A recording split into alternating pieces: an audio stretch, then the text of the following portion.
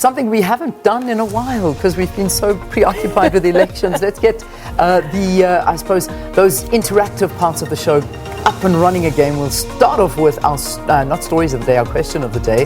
Let's find out what we're asking you this morning. Put it up on the screen. Okay, so it's quite an uncomfortable conversation to be having, and I say that maybe because it's tough for me, because this is the kind of age that my son is. He's in grade 4, exactly grade 4. So the question is, what are your views on the inclusion of topics like masturbation and gender identity into the life orientation curriculum to be taught to school pupils from as early as grade 4? This is going to bring, I think, an interesting response from a lot of parents and people, and I suppose the youth as well. It is a very interesting one.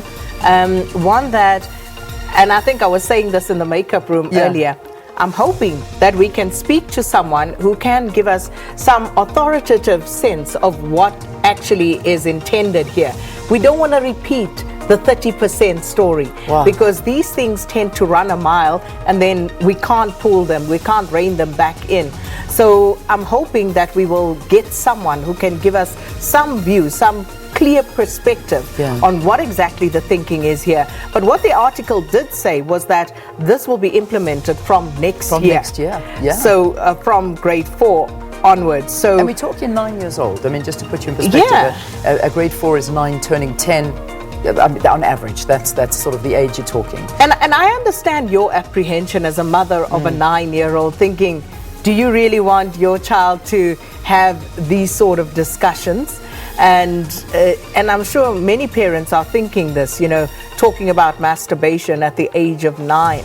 But then there are so many other questions. What is the correct age? What is the correct age? To start having these conversations? It is getting earlier and earlier, and we know this. And there are children out there, and we know this, having sex at that age. And, so as much as we say it's difficult, unfortunately, it is important. It is important that I think my apprehension is, do I want to be the one telling my child, or do I want someone else to be doing it? And that's the question. So, and a lot of parents are perhaps missing in their children's lives, and children need to be aware of this. But I suppose it has to beg on us as parents, saying you need to have these conversations with your children, and what is the appropriate age. So, I think you've hit the nail on the head there, Leanne, because I think that ultimately becomes the real question. Are you having these discussions with your children? And as you say, unfortunately, many parents are not able to for various reasons, and therefore these children slip through the cracks. So would we rather just have them carry on and have children having children in our country, or is it time that we actually arrest the situation by having the discussions at school level? But I think, as you said, for me, it was the condoms being handed out in school story.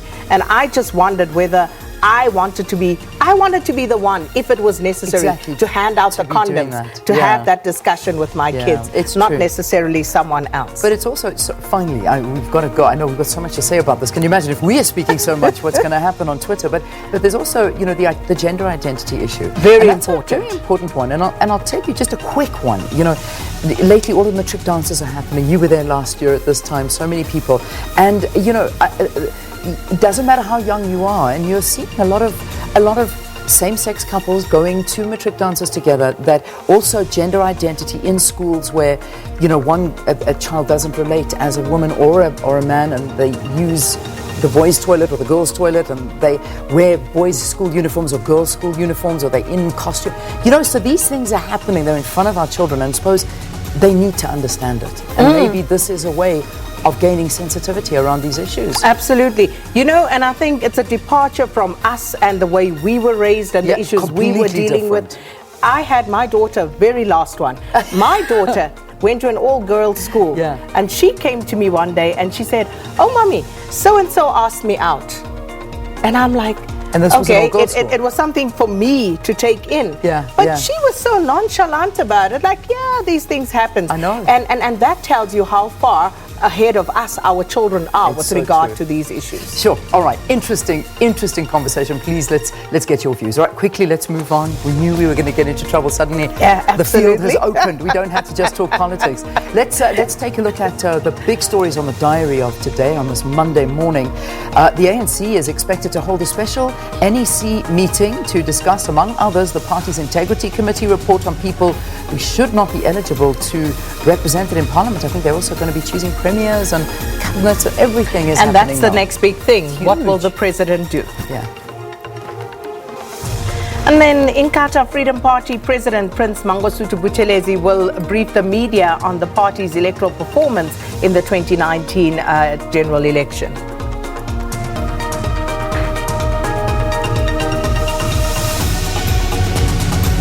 Okay, there we go. There's another one. The Justice, Crime Prevention and Security Cluster Ministers are also expected to give a briefing on security matters related to the country's recent elections.